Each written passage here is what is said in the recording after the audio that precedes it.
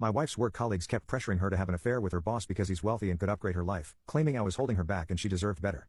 They said a smart woman would secure her future and that marriage vows were just paper. When I found their group chat encouraging her to cheat, I decided to show them exactly what kind of future they were really encouraging. I realized that Sarah had been under constant pressure from these women for months and that they had been actively working to destroy our marriage for their own entertainment and to benefit Richard. I also noticed that while Sarah had not agreed to have an affair, she had not shut down these conversations either.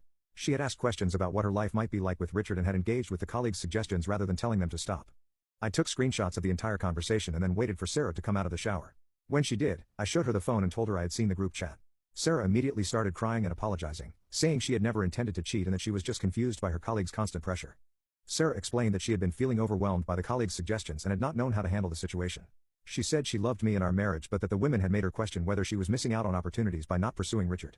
I told Sarah that I was hurt and disappointed that she had entertained these conversations for months without telling me how serious the pressure had become. I said that while I understood she was being manipulated, she had participated in discussions about cheating on me rather than shutting them down immediately.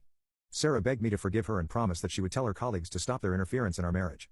She said she realized now how toxic their influence had been and that she wanted to focus on strengthening our relationship rather than listening to their advice.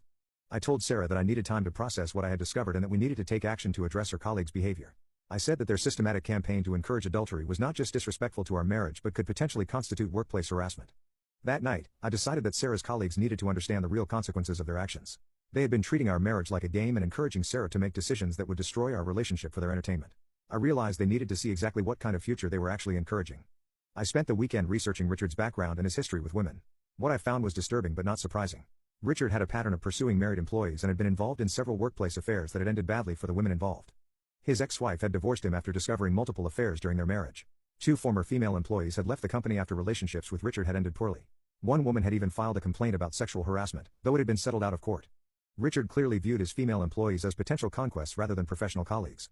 He used his wealth and position to manipulate vulnerable women and then discarded them when the novelty wore off or when their relationships became inconvenient. Update 1. After discovering the group chat and learning about Richard's history, I decided it was time to take action.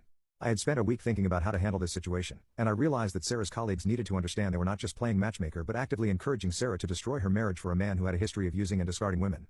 I asked Sarah to invite her colleagues over for dinner on Saturday night.